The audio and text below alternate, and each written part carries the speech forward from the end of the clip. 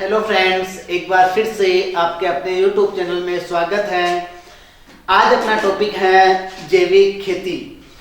जैविक खेती पढ़ने से पहले मैं आपको एक चीज़ वापस बताना चाहूँगा कि बच्चों के मेरे पास में काफ़ी मैसेज पर यानी मैसेंजर के ज़रिए या व्हाट्सएप के ज़रिए या कॉल के ज़रिए कॉल आ रहे हैं और वो एक कह रहे हैं कि सर आप हमारे लिए बेस्ट लेके आ रहे हो और यानी हमारे को यानी रोजाना एक वीडियो अपलोड किया करो।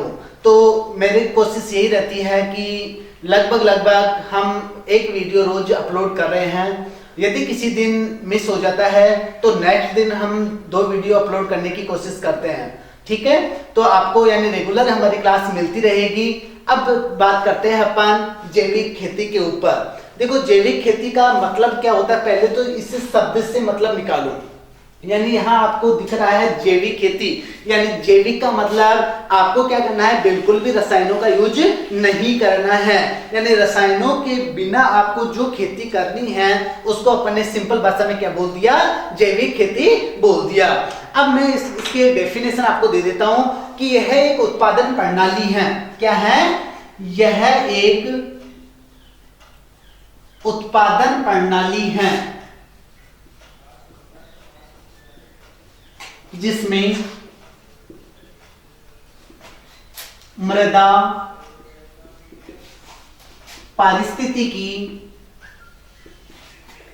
व मनुष्य, 3 शब्द में लिख रहा हूं आपके। मैंने पहला शब्द लिखा मृदा, दूसरा शब्द लिखा पारिस्थितिकी और तीसरा शब्द लिखा मनुष्य। तो इनके स्वास्थ्य को बनाए रखती है, उसी को अपन ने क्या कह दिया, जैविक खेती कह दिया। यानी मनुष्य के स्वास्थ्य को बनाए रखती हैं।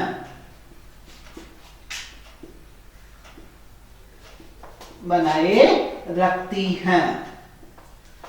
आ गया समझ में? यानी आपको क्या करना है, मृदा का ध्यान रखना है, यानी मृदा का स्वास्थ्य आपको बनाए रखना है। इकोलॉजिकल यानी आपका पारिस्थितिकी का ध्यान रखना है और आपके मनुष्य के स्वास्थ्य को ध्यान रखना है। और उसके फलस्वरूप आप जो खेती कर रहे हो वो खेती क्या कहलाती है, जैविक खेती कहलाती है। ठीक है, इसके बाद चलते हैं नेक्स्ट अपन। यानी एक व्यक्ति अपने पास में व्यक्ति आया जिसका नाम था ऋषि पाराशर। ऋषि पाराशर, इस ऋषि पाराशर ने कहा, क्या कहा, यानी जंतु नाम जीवनम कृषि, जंतु नाम जीवनम कृषि। यानी जो कृषि का मुख्य आधार है वो मृदा में पाए जाने वाले जीव जंतु ही हैं, यानी वो जीवाणु ही हैं। यानी मृदा का मुख्य आधार, कृषि का मुख्य आधार क्या हो गया, मृदा में पाए जाने वाले जो जीव जंतु है या जो अपन सिंपल भाषा में कहते हैं जीवाणु, वो है। ठीक है, इसके बाद आते हैं यानी आधुनिक जैविक कृषि का सिद्धांत किसने दिया था।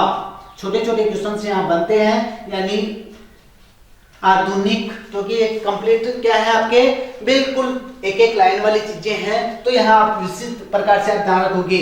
आधुनिक जैविक कृषि, आधुनिक जैविक कृषि का सिद्धांत। ठीक है, आधुनिक जो जैविक कृषि है उस आधुनिक जैविक कृषि का सिद्धांत यानी किसने दिया था, तो यहां बताना है सर अल्बर्ट हावर्ड। किसने दिया था?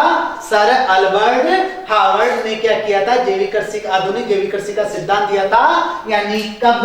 1930 में दिया था। और कहां पर दिया था? इंग्लैंड में दिया था। तो एक चीज आपको समझ में आ गई कि आधुनिक जैविक कृषि का सिद्धांत दिया किसने था, सर अल्बर्ट हावर्ड ने दिया था। कब दिया था? सन 1930 में दिया था। और कहां पर दिया था? इंग्लैंड में दिया था। फिर बात आ जाती है कि जो ऑर्गेनिक फार्मिंग शब्द है, इस ऑर्गेनिक शब्द फार्मिंग, जो ऑर्गेनिक फार्मिंग है, इस शब्द का सर्वप्रथम प्रयोग किसने किया, तो यहां बताना है आपको ऑर्गेनिक फार्मिंग। ऑर्गेनिक फार्मिंग शब्द का प्रयोग सर्वप्रथम किया किसने था, तो सर्वप्रथम जो प्रयोग करने वाला व्यक्ति था वो था लॉर्ड नॉर्थबोर्न। लॉर्ड नॉर्थबोर्न यानी लॉर्ड वाल्टर भी लिख सकते हो, लॉर्ड नॉर्थबोर्न डायरेक्ट भी लिख सकते हो। तो लॉर्ड नॉर्थबोर्न ने क्या किया था, यानी सबसे पहले ऑर्गेनिक शब्द का प्रयोग किया था। और किसमें किया था, तो उसकी पुस्तक थी, यानी इसी की पुस्तक थी और उसका नाम था look to the land, look to the land, यानी इसकी पुस्तक का क्या नाम था, लुक टू द लैंड। तो इसने क्या किया, इस अपनी पुस्तक में क्या किया, सबसे पहले ऑर्गेनिक फार्मिंग शब्द का प्रयोग किया। ठीक है, सन पूछे तो आप बता देना, सन 1940। कब था, सन 1940। ठीक है, इसके बाद आते हैं जैविक खेती का सबसे पहले प्रारंभ कहां हुआ, ये चीज भी आपको पूछी जा सकती है। तो आपको बताना है यूरोप में हुआ था। कहां पर हुआ था, यूरोप में हुआ था। जैविक खेती का सर्वप्रथम प्रारंभ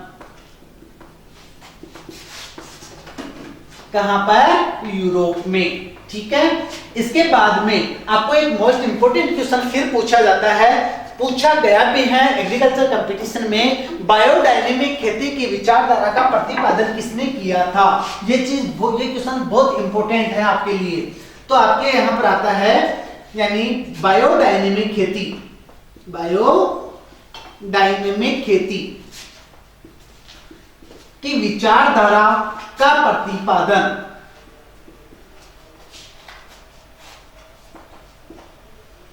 किसने दी थी, रुडोल्फ स्टेनर ने दी थी। किसने दी थी, रुडोल्फ स्टेनर ने। ध्यान रखना, यानी आपके जो बायोडायनेमिक खेती है इसकी विचारधारा का प्रतिपादन किया था रुडोल्फ स्टेनर।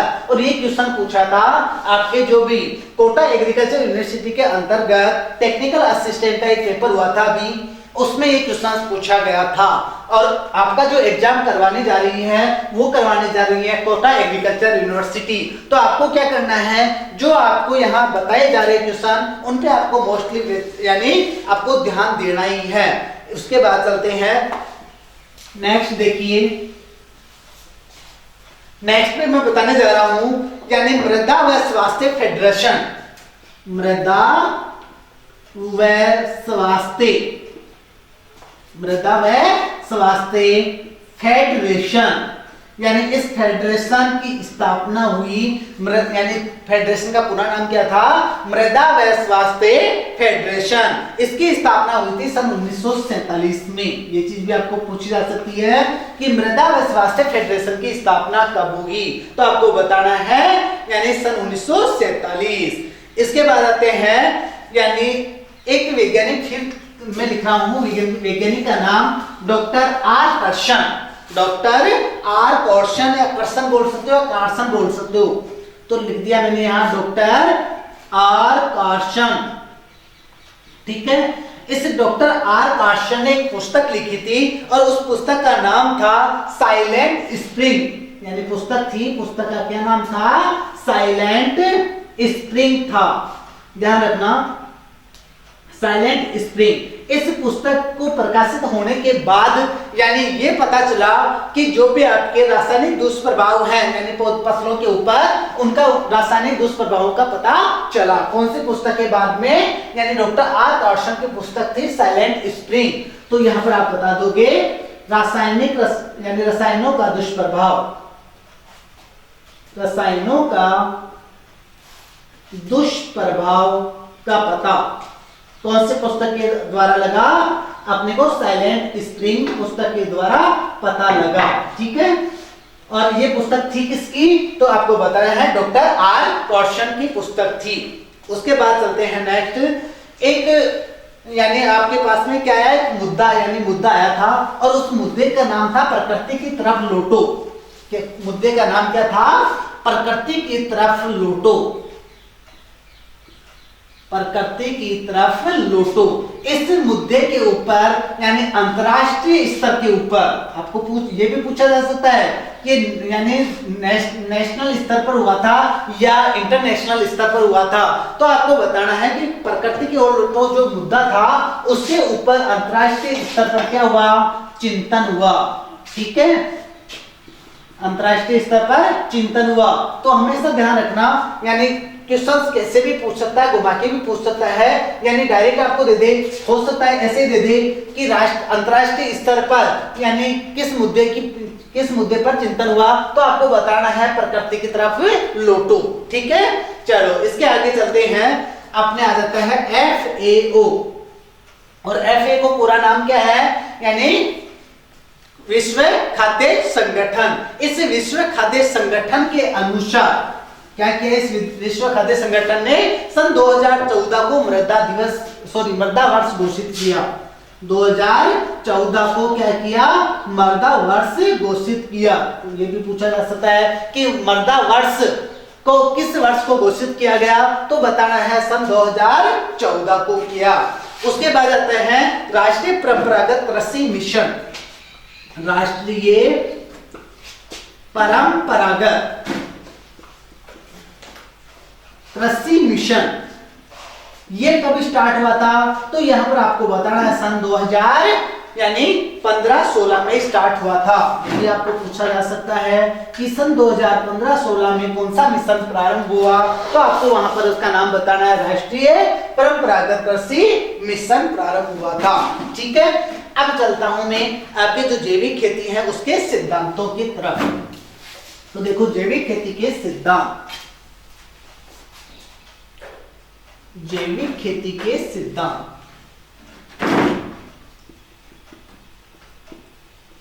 ठीक है, तो जैविक खेती के सिद्धांतों के अंतर्गत देखो आपको क्या ध्यान रखना है, यानी जो जैविक खेती है वो जैविक खेती अपने को कौन कौन सी चीजों को ध्यान में रखते हुए करनी है। तो सिंपल सी बात है, अपन ने स्टार्टिंग में क्या कहा था, यानी आपकी मृदा, आपके इकोलॉजिकल और मनुष्य का जो स्वास्थ्य है उनको ध्यान में रखते हुए अपने को क्या करना है, खेती करना है। तो पहला जो सिद्धांत अपन ले रहे हैं वो अपन ने क्या ले लिया, स्वास्थ्य का सिद्धांत। क्या ले लिया, स्वास्थ्य का सिद्धांत। यानी आपको मनुष्य के स्वास्थ्य का भी ध्यान रखना है, आपको मृदा के स्वास्थ्य का भी ध्यान रखना है, और आपको पारिस्थितिकी के स्वास्थ्य को भी ध्यान रखना है। ऐसा नहीं है कि आपके किसी एक चीज को हानि पहुंची जाए और अपने को फिर दूसरी चीज का लाभ हो, ऐसा नहीं हो। यानी सभी चीजों का कंप्लीट क्या हो, ध्यान रखना है अपने को। फिर आता है दूसरा, यानी यहीं पर ले लेता हूं मैं आपके पारिस्थितिकी का सिद्धांत। मैंने अभी आपको पहले ही बता दिया, हालांकि ये चीज फिर भी यानी सेकंड पॉइंट के रूप में ले रहा हूं, पारिस्थितिकी का सिद्धांत। यानी आपके जो भी सब इकोलॉजिकल के अंतर्गत, जो भी पारिस्थितिकी के अंतर्गत सभी जो जीव जंतु आते हैं, उन सभी जीव जंतुओं का आपको क्या करना है, ध्यान रखना है। यानी किसी एक जीव को नुकसान पहुंचाकर अपने को दूसरी चीज का फायदा नहीं लेना है। ठीक है, इसके बाद आता है नंबर 3 पे न्याय संगतता का सिद्धांत। ये चीज मैं अभी बोल चुका, क्या, न्याय संगतता। न्याय संगतता का मतलब यानी एक चीज को नुकसान नहीं पहुंचाना है, यानी एक चीज को नुकसान पहुंचा और उसके बाद में फायदा ले रहे हैं, तो वो ऐसा काम अपने को नहीं करना है। यानी अपने को सभी चीजों को ध्यान में रखते हुए क्या करना है, खेती करनी है। और उसके बाद में आता है चौथा सिद्धांत, सेवा का सिद्धांत। नंबर 4 पे दिया मैंने, कौन सा, सेवा का सिद्धांत।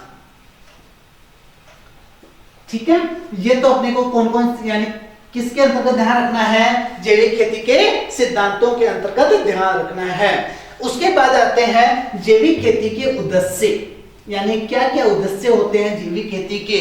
ठीक है, तो जैविक खेती का जो उद्देश्य होता है वो होता है जो आपकी आत्मनिर्भर कृषि प्रणाली है। क्या है, आत्मनिर्भर कृषि प्रणाली है, वो इसका मेन जो उद्देश्य अभी वर्तमान में कोरोना महामारी के कारण यानी अपनी जो अर्थव्यवस्था है वो काफी क्या हो गई, थोड़ी सी डिस्ट्रॉय हो गई। तो वर्तमान में जो प्रधानमंत्री जी नरेंद्र मोदी जी हैं वो क्या कर रहे हैं, आत्मनिर्भरता का एक जो लेके आए हैं, तो वही चीज यहाँ पर है। यानी अपने को क्या करना है, जो भी जैविक खेती अपने अपना रहे हैं उसमें अपने को आत्मनिर्भर कृषि प्रणाली विकसित करनी है। तो यहाँ मैं पहला उद्देश्य लिख रहा हूं, आत्मनिर्भर कृषि प्रणाली विकसित करना। आत्मनिर्भर कृषि प्रणाली विकसित करना पहला जो उद्देश्य है अपना, वो उद्देश्य क्या हो गया, आत्मनिर्भर कृषि प्रणाली। उसके बाद में आता है दूसरा सिद्धांत, उद्देश्य। नंबर 2 उद्देश्य के ऊपर मैं ले लेता हूं, यानी रासायनिक जो खेती है उसके विकल्प के रूप में, ये आज वर्तमान में क्या कर रहे हैं अपन, रसायनों का यूज बहुत ज्यादा कर रहे हैं, तो उसके विकल्प के रूप में अपन क्या करें, टिकाऊ खेती करें। क्या करें, टिकाऊ खेती करें। तो दूसरा उद्देश्य है रासायनिक खेती के विकल्प के रूप में,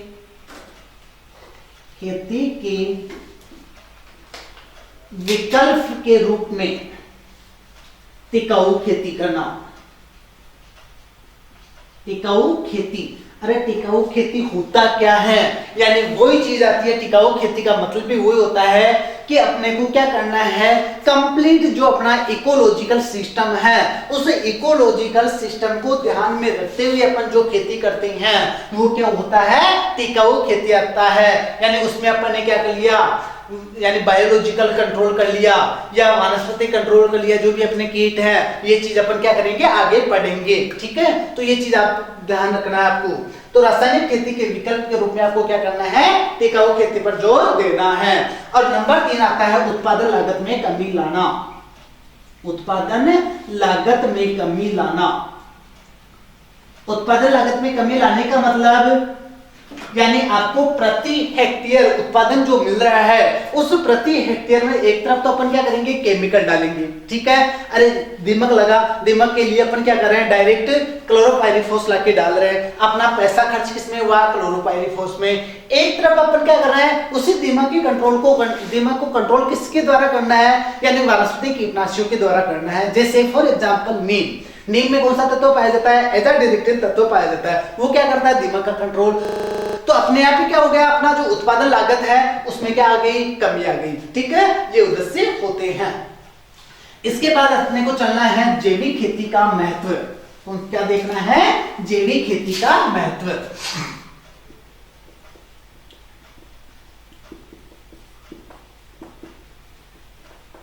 क्या इंपॉर्टेंस होता है जैविक खेती का। तो जैविक खेती का उत्पादन, यानी सिंपल सी बात है, आप क्या कर रहे हो, जीव जंतु के द्वारा या कोई भी आप काम में ले रहे हो, तो वहां पर बायोलॉजिकल ले रहे हो, तो वहां पर आपकी मृदा की उर्वरता क्या होती है, बढ़ती है। तो पहला, मृदा उर्वरता में वृद्धि। उर्वरता में वृद्धि, किसमें वृद्धि हो गई, मृदा उर्वरता में क्या हो गई, वृद्धि हो गई। इसके बाद आता है यानी पशुधन में वृद्धि, यानी आपको केमिकल्स का यूज बहुत कम करना है, और केमिकल्स का यूज आप बहुत कम करोगे तो जो भी आपका पशुधन है उसमें क्या होगी, वृद्धि होगी। भाई सिंपल सी बात है, उनके ऊपर रसायनों का प्रभाव ही नहीं पड़ेगा, और रासायनिक का प्रभाव नहीं पड़ेगा। अरे वर्तमान में अपन क्या कर रहे हैं, गेहूं उगाते हैं, और गेहूं में क्या करते हैं, बहुत ज्यादा कीटनाशियों का यूज करते हैं, वो कैंसर का कारण है। तो सिंपल बात है, यानी आज क्या है, जो मनुष्य है उसकी आयु घट गई, कैंसर ज्यादा हो रहा है, तो उसको यानी अपन ने कंट्रोल कर लिया। अपन ने क्या किया, जैविक खेती की, यानी कैंसर नहीं हुआ। इट मींस वहां पर क्या हो रहा है, यानी जो भी आपका पशुधन है उसमें वृद्धि हो रही है। फिर आता है, इसको मैंने अभी जो आपको एग्जांपल दिया उसको ही ले लेता हूं, मानव स्वास्थ्य अच्छा। मानव स्वास्थ्य क्या रहेगा, अच्छा रहेगा। यदि आप जैविक खेती करेंगे तो आपका जो मानव स्वास्थ्य है वो अच्छा रहेगा। उसके बाद आता है वातावरण की शुद्धता। एक तो आप क्या कर रहे हो, केमिकल्स ज्यादा यूज में ले रहे हो, तो मृदा यानी जो आपका वातावरण अपने आप ही क्या हो जाएगा, खराब हो जाएगा। और यदि आप क्या कर रहे हो, जैविक खेती अपना रहे हो, तो आपका जो वातावरण है वो क्या रहेगा, शुद्ध बना रहेगा। तो वातावरण की शुद्धता, वातावरण की शुद्धता। उसके बाद आता है नंबर 5, बाह्य आदानों की लागत में कमी। बाह्य आदानों की लागत में कमी, इट मींस यानी आप बाह्य आदान क्या है, अपने जो भी अपने रसायन वगैरह या फर्टिलाइजर वगैरह, या अपन इनको क्या बोलते हैं, बाह्य आदान। तो इनकी लागत में क्या हो गई, अपने आप ही कमी हो गई। उसके बाद आता है यानी ऐसी फसलों को कम पानी की आवश्यकता होती है। क्या होता है, कम पानी की आवश्यकता। तो यहाँ सिंपल सी भाषा में आपने लिख दिया, कम पानी की आवश्यकता। तो ये सारे के सारे क्या हो गए, अपने जैविक खेती के महत्व हो गए। ठीक है, इसके बाद आते हैं नेक्स्ट, अपन चलते हैं और नेक्स्ट आपका एक जैविक खेती के अंतर्गत केंद्र बनाया हुआ है। तो देखो, राष्ट्रीय जैविक खेती केंद्र, राष्ट्रीय जैविक खेती केंद्र, और राष्ट्रीय जैविक खेती केंद्र कहां पर है? तो आपको बताना है गाजियाबाद यूपी में। कहां पर? गाजियाबाद यूपी। याद करो मैंने बायो फर्टिलाइजर आपको पढ़ाए थे, ठीक है, यानी आपके जैव उर्वरक अपन ने पढ़ा था। उस टाइम पर भी मैंने आपको ये कहा था बायो फर्टिलाइजर डेवलपमेंट सेंटर कहां पर है? गाजियाबाद यूपी में ही है। और आपका जो राष्ट्रीय जैविक खेती केंद्र है ये भी कहां पर है? गाजियाबाद यूपी में स्थित है। और इसकी स्थापना हुई थी सन 2014 में। कब हुई थी? सन 2014 में, ठीक है। चलो अब बात आते हैं, अपने भारत में एक ऐसा राज्य भी है जहां पर यानी जिसको क्या किया गया? जैविक राज्य घोषित किया गया, यानी पहला जैविक राज्य कौन सा है? तो आपको बताना है सिक्किम, ठीक है। तो यहां पर है भारत का प्रथम जैविक राज्य। और जैविक राज्य कौन सा है आपका? यानी सिक्किम है, ठीक है। ये एक चीज और मैं आपको सिक्किम के साथ साथ जोड़ के बता देता हूं। वर्तमान में जो कोरोना महामारी है इसका कंप्लीट भारत में क्या है? चारों तरफ ये फैल चुका है, लेकिन अभी तक सिक्किम राज्य इससे बचा हुआ है। तो देखो दो चीजें आपको याद रहेगी यहाँ पर, यानी नंबर एक जैविक राज्य यानी कौन सा है? सिक्किम है। और ये कब इसको सिक्किम को कब घोषित किया गया? यानी सन 2016 में घोषित किया गया। कब घोषित किया गया? 2016 में घोषित किया गया। फिर बात आती है इसी जैविक खेती के अंतर्गत कुछ यानी जो आपके संस्थान वगैरह या जो भी आपकी यानी इसके अंतर्गत चलाए गए मिशन। तो देखो पहला जो मिशन है वो मिशन मैं आपको बता देता हूं, राष्ट्रीय टिकाऊ खेती मिशन। राष्ट्रीय टिकाऊ खेती मिशन यानी जैविक खेती के अंतर्गत जैविक खेती को बढ़ावा देने के लिए मिशन जो चलाया गया उस मिशन का नाम था यानी राष्ट्रीय टिकाऊ खेती मिशन, ठीक है। उसके बाद में आ जाते हैं दूसरा जो मिशन या योजना चलाई गई वो चलाई गई परंपरागत कृषि विकास योजना। परंपरागत कृषि विकास योजना यानी आप यदि इसका नाम देना चाहो छोटा रूप तो PKVY। PKVY यानी ये चलाया गया। उसके बाद में आते हैं राष्ट्रीय कृषि विकास योजना यानी नेक्स्ट जो आपके जैविक खेती के अंतर्गत योजना चलाई गई तो वो थी राष्ट्रीय जैविक कृषि विकास योजना। कृषि विकास योजना यानी इसको अपन ने क्या कह दिया? RKVY। क्या बोल दिया? RKVY। उसके बाद आते हैं यानी MIDH। हालांकि ये शायद मैं आपको जहां तक मुझे याद है मैं बता चुका पहले, लेकिन फिर भी वापस एक बार देखिए, mission integrated development horticulture. Mission integrated development horticulture यानी एकीकृत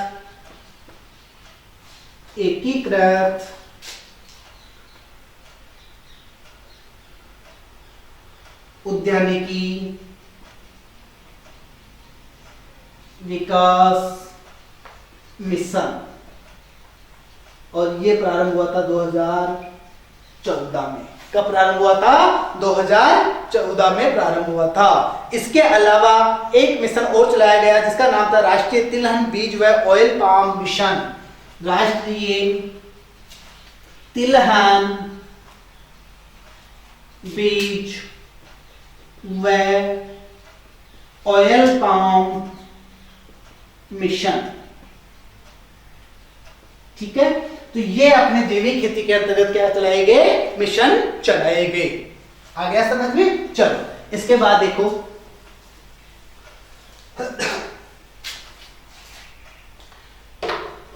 एक महात्मा गांधी ने क्या किया था? नारा भी दिया था। वो चीज भी आपको पूछी जा सकती है। तो महात्मा गांधी ने नारा क्या दिया था कि धरती माता के जो सपूत है वो धरती के हर प्रकार की यदि भूख प्यास की चिंता करते हैं तो धरती माता के वास्तव में जो सच्चे धन के अधिकारी वही हैं। तो आपको ध्यान रखना है, धरती माता के सपूत, धरती माता के सपूत जो धरती की हर प्रकार की भूख प्यास की चिंता करते हैं।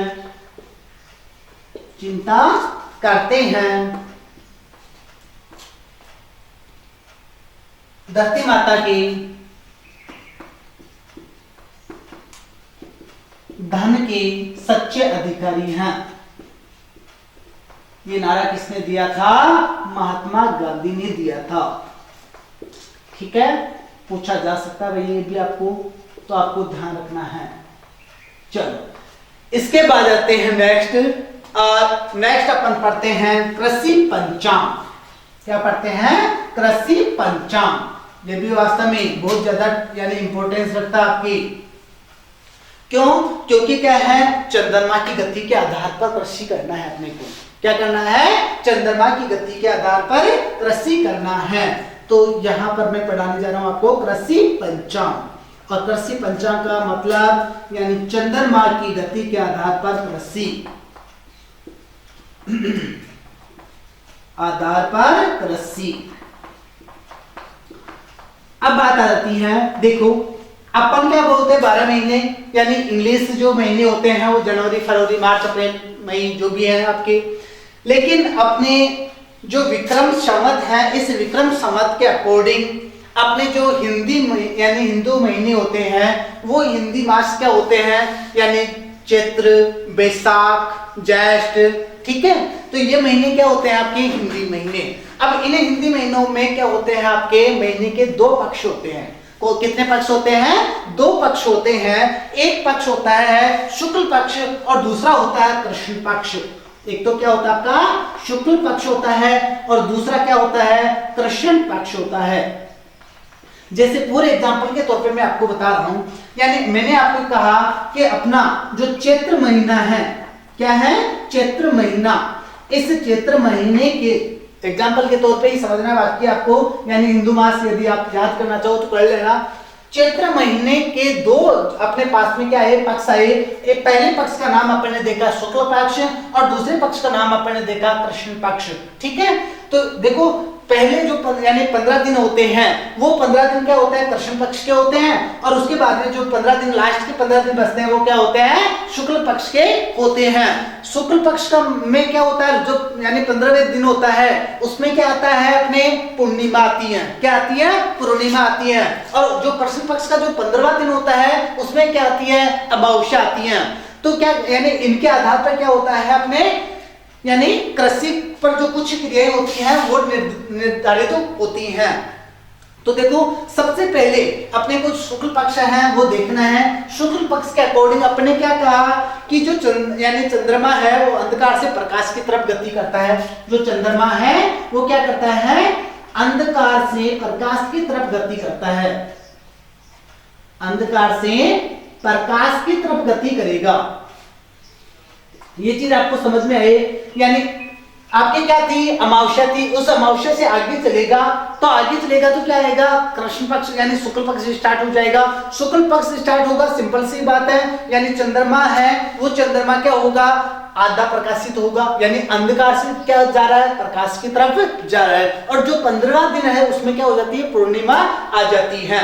तो यहां पर मैं ये कह रहा हूं कि जो भी चंद्रमा है वो जो प्रथम 7 दिन होते हैं, पहले 7 दिन होते हैं, उनमें क्या करता है? गति करता हुआ यानी कहां पहुंच जाता है? मध्य बिंदु तक पहुंच जाता है। कहां पहुंच जाता है? मध्य बिंदु तक पहुंच जाता है। और मध्य बिंदु तक पहुंचकर क्या हो जाता है? अर्ध प्रकाशित हो जाता है। क्या हो जाता है? अर्ध प्रकाशित हो जाता है। इसके जो नेक्स्ट जो 7 दिन है, अगले जो 7 दिन है, उन्हें अगले 7 दिनों में क्या होता है? यानी चंद्रमा फिर गति करता हुआ क्या हो जाता है? यानी बाहरी बिंदु तक पहुंच जाता है। कहां तक पहुंच जाता है? बाहरी बिंदु तक पहुंच जाता है। और बाहरी बिंदु तक पहुंचकर क्या हो जाता है? पूर्ण प्रकाशित हो जाता है। क्या हो जाता है? पूर्ण प्रकाशित हो जाता है। और पूर्ण प्रकाशित की जो क्रिया होती है उसको ही अपन क्या कहते हैं? पूर्णिमा कहते हैं। क्या कहते हैं? पूर्णिमा कहते हैं। आया समझ में? चलो अब बात आती है द्वितीय जो पक्ष अपना आ रहा है वो देखते हैं कृष्ण पक्ष। और कर्षण पक्ष में क्या होगा, यानी चंद्रमा फिर गति करता हुआ गति करेगा और गति करते हुए क्या करेगा, यानी आपके प्रकाश से अंधकार की तरफ गति करेगा। तो चलो कर्षण पक्ष। अब कर्षण पक्ष में क्या होगा, देखो यहां देखो, यानी 7 दिन और 7 दिन 15 दिन कंप्लीट गए। अगले जो 7 दिन हैं, यानी कर्षण पक्ष के जो पहले 7 दिन हैं,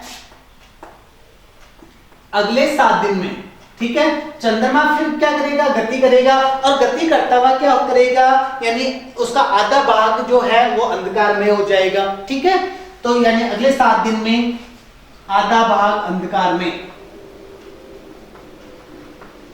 आधा भाग क्या हो गया, अंधकार में हो गया। और उसके बाद में जो नेक्स्ट यानी अगले लास्ट वाली, ठीक है, अगले जो 7 दिन हैं, उन अगले 7 दिन में क्या करेगा, वो फिर गति करेगा और उस टाइम पर क्या हो जाएगा, वो पूर्ण अंधकार में हो जाएगा। आ गई समझ में। और पूर्ण अंधकार में वाली जो स्थिति होती है वो क्या होती है, अमावस्या होती है। क्या होती है, अमावस्या होती है। अब इतना तो आपके समझ में आ गया कि जो भी आपका शुक्ल पक्ष था और कर्षण पक्ष था उसमें होता क्या है, चंद्रमा गति कैसे करता है। अब बात आती है कि जो आपके शुक्ल पक्ष और कर्षण पक्ष हैं, इसकी गति करने में चंद्रमा को समय लगता है 29.5 दिन का। कितने दिन का लगता है, 29.5 दिन का समय लगता है। यानी एक बार शुक्ल व कर्षण पक्ष की यदि वो गति करेगा तो गति करते हुए यानी कितने दिन में पहुंच जाएगा, 29.5 दिन में वो अपनी गति पूर्ण कर लेगा। ठीक है, चलो अब जो भी आपके ये पक्ष है, इनका अपने कृषि कार्यों में क्या महत्व है, ये चीज अपने को देखनी है। कृषि कार्यों में महत्व। अब देखो कृषि कार्यों में महत्व, सिंपल सी बात है, यानी आपके जिस टाइम पर पूर्णिमा होती है, वो उस पूर्णिमा के समय क्या होता है, यानी जो सर्वाधिक जो चंद्रमा का यानी आकर्षण होता है, वो आकर्षण किसके ऊपर होता है, जल तत्व के ऊपर होता है। यानी जो पूर्णिमा है, इस पूर्णिमा के समय सर्वाधिक जो आकर्षण होता है, यानी वो किस पर होता है, जल तत्व पर होता है, इसका चंद्रमा का। तो पूर्णिमा के समय, पूर्णिमा के समय सर्वाधिक आकर्षण किस पर होता है, जल तत्व पर होता है। और जो जल तत्व होता है वो क्या करता है, यानी ऊपर से नीचे से ऊपर की तरफ गति करता है। क्या करता है, यानी नीचे से ऊपर की तरफ गति करता है। यानी पौधों में जो भी पृथ्वी है उसका जल क्या करता है, ऊपर की तरफ गति करता है। भाई मृदा का जल है, वो मृदा का जल ऊपर की तरफ गति करेगा। इट मींस क्या होगा, वातावरण में नमी आ जाएगी। क्या हो जाएगा, वातावरण में नमी आ जाएगी। और वातावरण में नमी आने के कारण अपने को इस टाइम पर कौन कौन से कार्य करने हैं। सिंपल सी बात, बीज का आप यानी बीज बोओगे, उसका क्या होगा, अपने बहुत अच्छा अंकुरण होगा। अरे वातावरण में नमी होगी, इट मींस यानी उसका बीज का अंकुरण अच्छा होगा। तो अपन ने लिखा पूर्णिमा के 48 घंटे पहले, 48 घंटे पहले बीजों की बुआई करने पर अंकुरण अच्छा होता है। करने पर अंकुरण अच्छा होता है। ठीक है, आ गया समझ में। फिर इसके बाद में सेकंड बात करें, यदि आप इस टाइम पर क्या करोगे, यानी कटाई करोगे, तो कटाई करने से क्या हो जाएगा, रोग व कीटों का प्रकोप हो जाएगा। तो इस टाइम पर आपको क्या नहीं करना है, कटाई नहीं करनी है। आ गई समझ में। चलो, कटाई नहीं करनी किस समय पर, यानी आपकी जब पूर्णिमा के समय है, इट मींस अब आपको कटाई कब करनी है, अमावस्या के समय। कब करनी है, अमावस्या के समय। अमावस्या के समय कटाई करनी चाहिए। ठीक है, चलो अब आ जाते हैं नेक्स्ट देखो ये चीज आपके समझ में आ गई कि आपको क्या करना है, पूर्णिमा के समय बीजों की बुआई करनी है। बीजों की बुआई करने से अंकुरण बहुत अच्छा होता है, ये चीज आपके समझ में आई। उसके बाद में अपन ने कहा कि पूर्णिमा के समय अपने को फसल की कटाई नहीं करनी चाहिए। यदि आप कटाई करोगे तो रोग और कीटों का प्रकोप बढ़ जाएगा। तो अपने को कटाई कब करनी चाहिए, यानी जो अमावस्या का लगभग समय होता है, उस अमावस्या के लगभग समय के आसपास अपने को क्या करनी चाहिए, कटाई करनी चाहिए। नेक्स्ट आता है चंद्र उत्तरायण व दक्षिणायन। नेक्स्ट टॉपिक इसी के अंतर्गत एक आता है चंद्र उत्तरायण व दक्षिणायन। चंद्र उत्तरायण व दक्षिणायन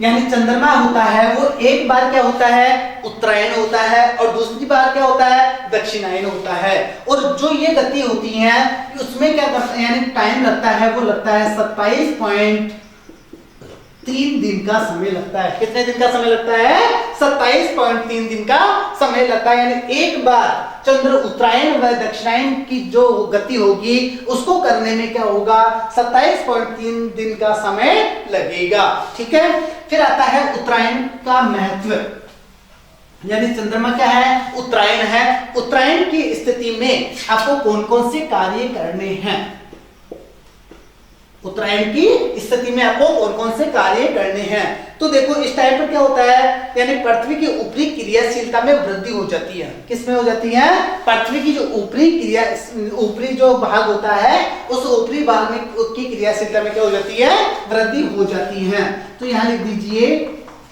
पृथ्वी की ऊपरी क्रियाशीलता में वृद्धि किस टाइम पर, चंद्र उत्तरायण की कंडीशन में।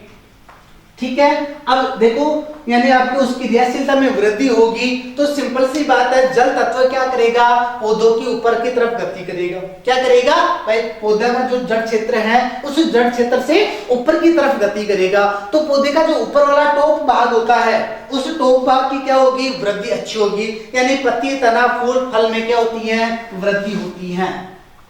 पत्ती, फूल, फल, तना, इस टाइम पर क्या होती है, इनमें बहुत अच्छी वृद्धि होती है। कब, आपके उत्तरायण की कंडीशन में। ठीक है, उसके बाद आते हैं जो भी आपके पत्तीदार फसलें होती है, उन पत्तीदार फसलों की समय अपने को कटाई करनी चाहिए।